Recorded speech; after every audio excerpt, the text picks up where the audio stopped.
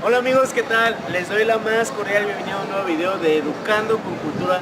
El día de hoy estoy muy emocionado. Vamos a descubrir verdaderamente cómo llegaron los chinos a México y vamos a descubrir un poco sobre su barrio. Acompáñame a descubrir un poco.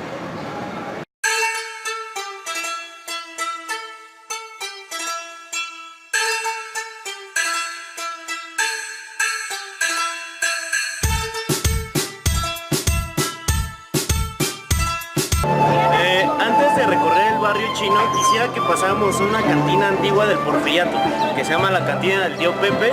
Y pues bueno, acompáñame a descubrir más o menos su historia y las bebidas que produce esta cantina. Bueno.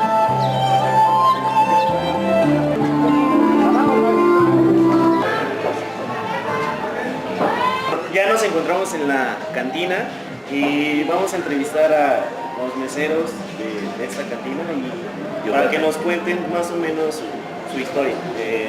Señor Sebastián y Misael. Cuéntenme más o menos cómo surgió esta cantina. Bueno, me comentaban que no hay un año específico que se sepa, ¿no? Bueno, ¿cuándo se fundó?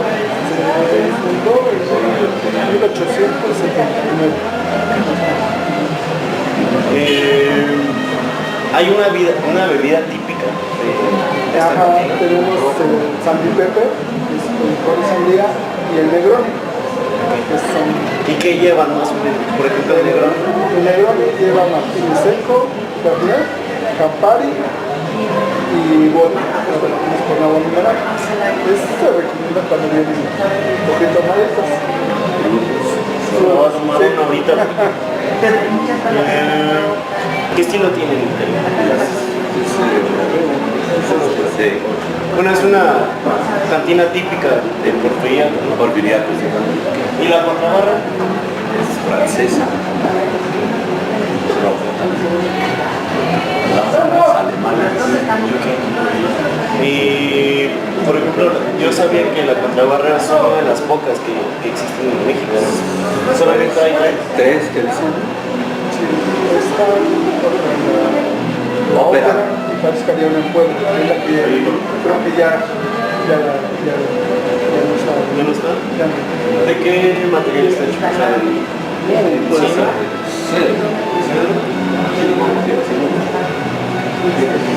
¿Ni algún dato curioso que tenga este partido?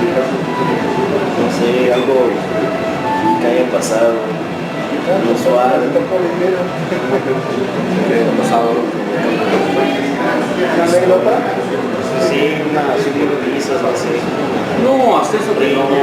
No, hasta eso que es aquí cualquier problemita que haya, todo se controla.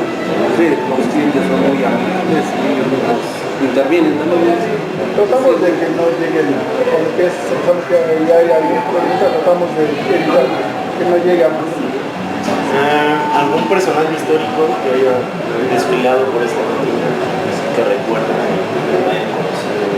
Por ejemplo, usted que ya lleva cuántos años Relativamente, pues, Héctor Suárez, de Pachuca, Sergio Corrón. Un coche loco. ¿En serio? Órale. ¿Cuántos años lleva trabajando? 29.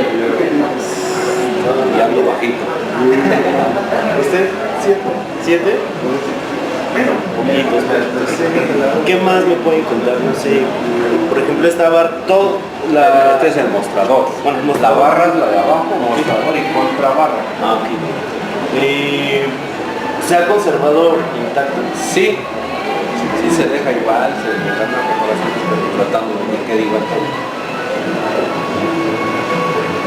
Un privilegio estar en esta cantina. Y por ejemplo, las fotos que tienen en los muros. ¿De clientes? ¿De clientes? Sí, ¿de qué años? Sí. Otros datos curiosos que tiene esta cantina, por ejemplo, es, como les comentaba, es clásica del Porfiriato. Alrededor del techo podemos observar que eso es estuco, se llama estuco, y las líneas se le llama pecho paloma. También algo característico de las cantinas, de las antiguas cantinas del Porfiriato, era que existía un canal. Este canal por este canal pasaba agua y, por ejemplo, la gente estaba en la barra y tomaba el primer trago, se escupía en el canal, pues ya pasaba el agua recogiendo los desperdicios. Y actualmente, hoy ya la cantina pues sirve para aventar las servilletas, aventar los limones, los desperdicios. Un dato curioso que también tiene la cantina es el mostrador. En este mostrador se puede observar que tiene como que este huequito. Este huequito es lo típico de cuando se lanzaban los vasos para los meseros y estar repartiendo a los clientes. Está impresionante, o sea, en verdad ojalá tengan la oportunidad de venir a esta cantina.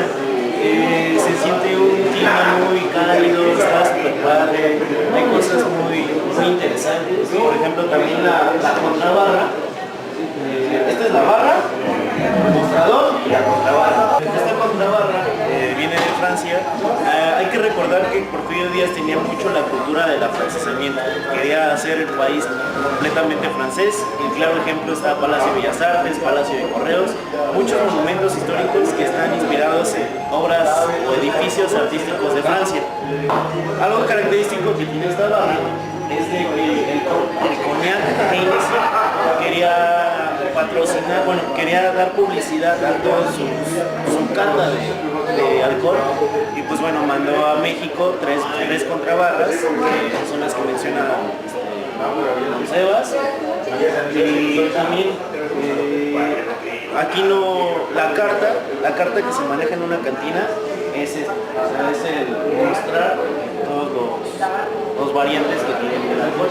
También un dato curioso que tenían las cantinas es que estaba prohibida la entrada a mujeres, porque pues, en esa época era mal visto, y pues también en esa época había mucha presencia de machismo, y bueno, actualmente sigue, pero ya no tanto. Y ahí está la placa, que dice: se prohíbe la entrada a menores, a mujeres, también se prohíbe la entrada a los uniformados. Esto quiere decir a los militares, a los policías, porque pues ya entre copas y armados pues, podría terminar muy mal esta cuestión. También un dato curioso que tiene esta cantina y me parece muy formidable son las lámparas. Estas lámparas en forma de carro provienen de Alemania y en un principio se iluminaban con trementina y aguardiente. Hay que recordar que no había luz eléctrica, y ahorita ya las modificaron y ya pues prenden con luz eléctrica, pero están muy padres. Ojalá tengan la oportunidad de venir a la cantina de Tío Pepe y pues, espero que les haya gustado. Ahora ya hay que pasar a la historia del barrio chino. Un privilegio y muchísimas gracias por darnos la oportunidad de grabar en esta cantina. Y cuando se sientan malitos vienen aquí los curames, no vayan a la farmacia, vienen aquí. Muchísimas gracias. Dale, hasta luego.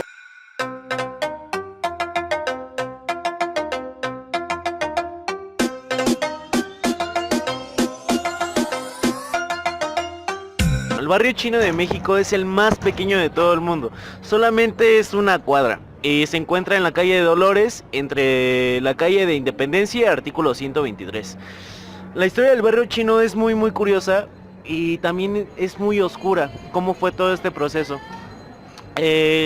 Los inmigrantes que provenían obviamente de China, vinieron aquí específicamente para ir a Estados Unidos, o sea, obviamente para cruzar a Estados Unidos, porque en esa época, específicamente alrededor de 1900, Estados Unidos tenía una potencia económica muy grande y la sigue teniendo, y pues obviamente querían venían de China para llegar a ser trabajadores ahí, pero muchos de ellos no pudieron cruzar porque Estados Unidos llegó en un momento que había muchísima mano de obra barata por parte de los chinos, de las fábricas, y eran considerados en Estados Unidos como personas muy sucias. Así que Estados Unidos pone una restricción de que ya no podían entrar más trabajadores chinos a Estados Unidos.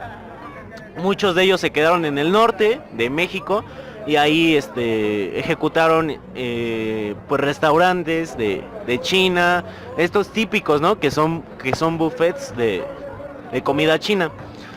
Pero como les comentaba, el proceso de cómo llegó aquí los chinos a México es muy oscuro.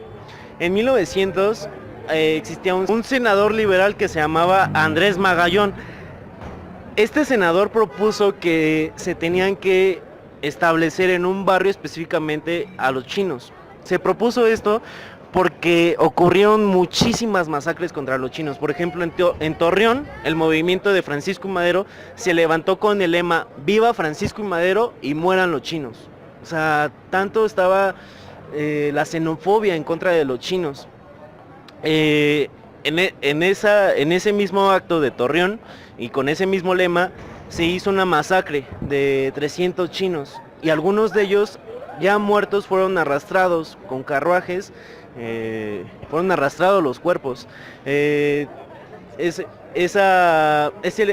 levantamiento fue en 1913. 3 años después, en Sonora, se lleva a cabo una matanza de 600 chinos. O sea, estuvo muy impresionante cómo ocurrió todo este proceso. Pero ¿saben por qué ocurrió todo este proceso en contra de los chinos? Porque teníamos envidia. Por ejemplo, lo de Torreón. Este acontecimiento ocurrió porque los chinos estaban teniendo mucho éxito en todo lo que hacían. Por ejemplo, Porfirio Díaz permitió la inmigración de los chinos para que construyeran las vías, para que pusieran las vías. Lograron obtener una compañía bancaria y de tranvías. Y después, debido a que estaban teniendo mucho éxito, pues ¿saben quién se levantó en contra de los chinos con este lema? Fue el hermano de Francisco Madero, que se llama Emilio Madero, y su mano derecha, que se llamaba Joaquín Argüeón. Fue muy impresionante cómo ocurrieron todas estas masacres. De hecho, Álvaro Obregón hizo una como tipo ley, que cómo debían estar establecidos estos barrios. En estos barrios, a ciertas horas, a las 12 de la noche, los chinos ya no podían estar afuera de las calles.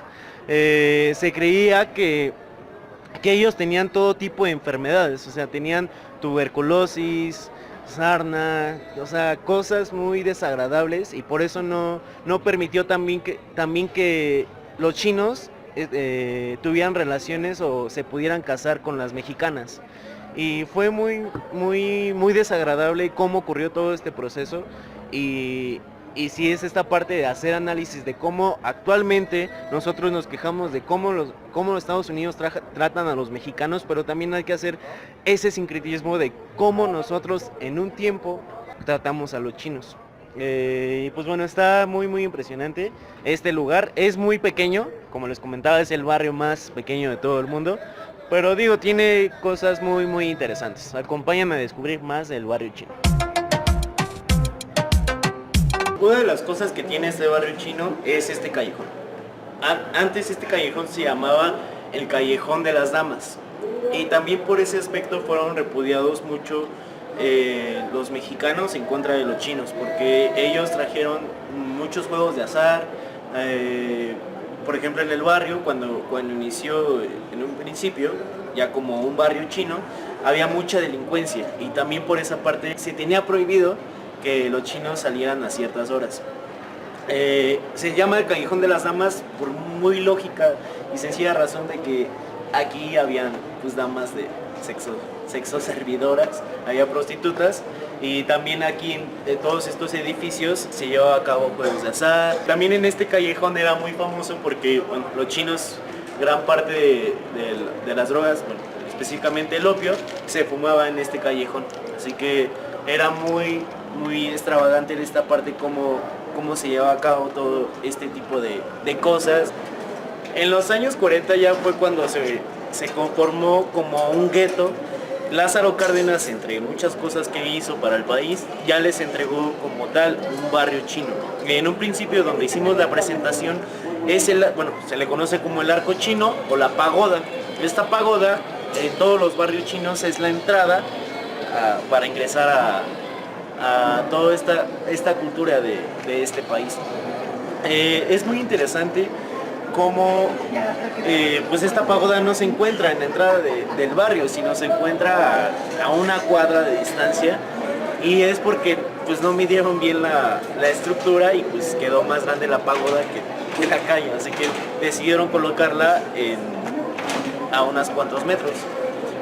Actualmente ya el barrio chino se encuentra remodelado, sigue siendo una cuadra, pero la extensión da hacia la avenida Juárez, porque bueno, ahí pusieron otra pagoda y pues hay todo tipo de ornamentos, por ejemplo, que les va a aparecer en la pantalla, que se encuentran en la parte colgados en las azoteas. Son como esferas que son como lámparas o algo así, no sabría decirles bien. Y bueno, actualmente ya se celebró apenas el año chino, que es el año del perro. Curioso que tiene también el barrio chino es que antes había puros cafés. La mayoría de los comercios eran cafés. El primer restaurante chino es que se llama Restaurante Shanghái.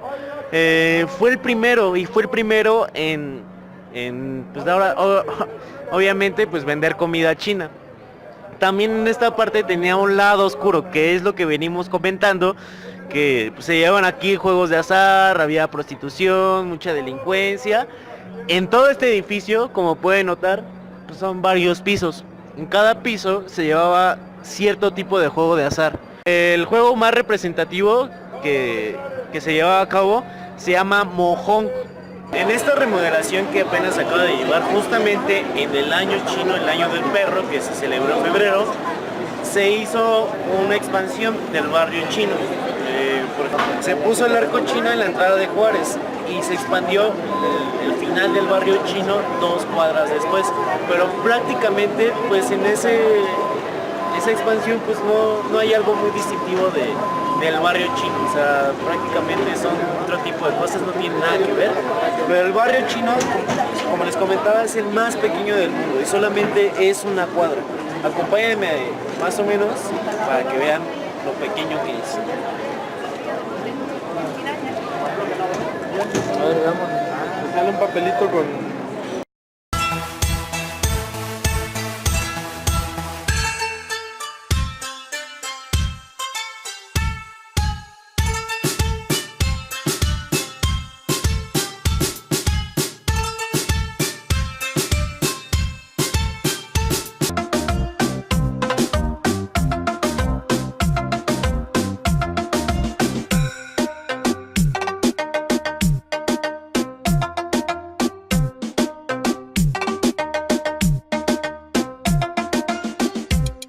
Espero que les haya gustado, que lo hayan disfrutado. Si es así, denle pulgares arriba, compartan con todos sus amigos y comenten ustedes qué notaron en esta explicación. O sea, ¿les impresionó? ¿Ya lo sabían? ¿Qué les parece? Y pues bueno, déjenlo en la caja de descripción, en la caja de comentarios y recuerden, esto es cultura de pobreza o pobreza de cultura. Nos vemos en el siguiente video.